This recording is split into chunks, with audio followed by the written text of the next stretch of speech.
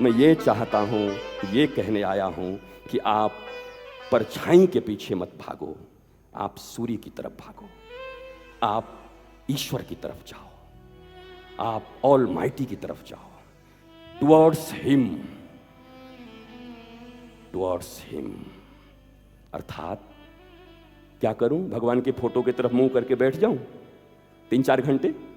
हो गया ईश्वर मुखी? न हो। आपके आचरण में भगवान आ जाना चाहिए, आपके एक्शन में भगवान आ जाना चाहिए, आपके मोटिव में भगवान आ जाना चाहिए।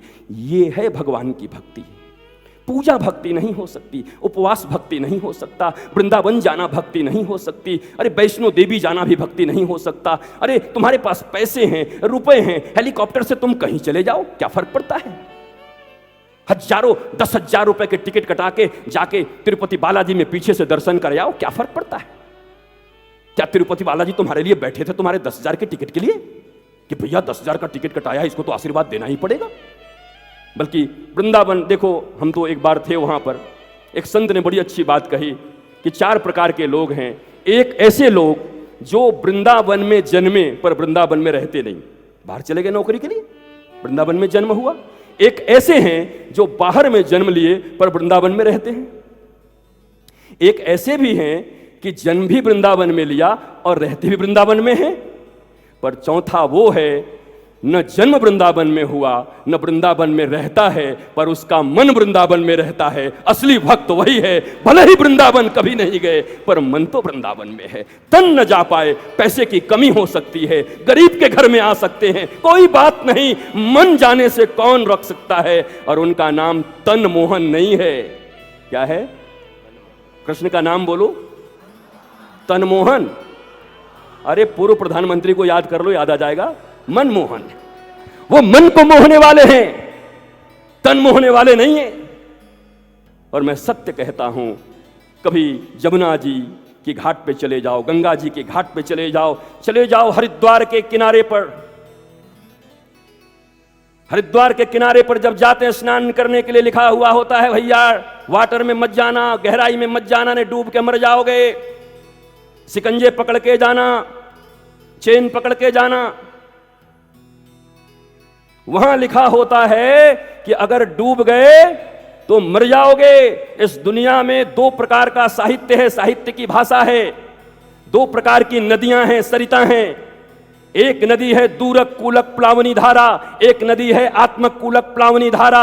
दूरक कूलक प्लावनी धारा किसे कहते हैं? ये गंगा, ये जमुना, ये रावी, ये सतलुज, ये सब दूरक कूलक प्लावनी धारा हैं। जब स्नान करने की इच्छा होगी तो टिकट कटा के जाना पड़ेगा हरिद्वार, ऋषिकेश, वृंदावन, तब जाकर के स्नान कर पाओगे।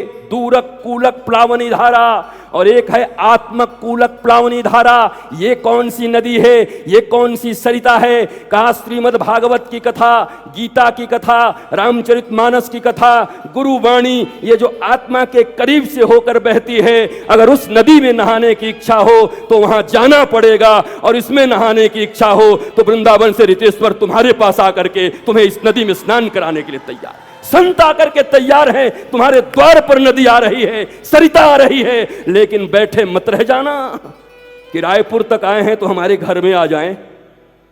रायपुर तक आ गई तो एक बार इस ऑडिटोरियम के घाट पे जरा डुबकी लगा लेना, और उस नदियों के किनारे में लिखी हुई होती है, do not go into the water, it's very deep here. बहुत डीप है, मत जाना, बह जाओगे, मर जाओगे। दूरक कूलक प्लावनी धारा की नदियों में अगर डूब गए तो मर जाओगे।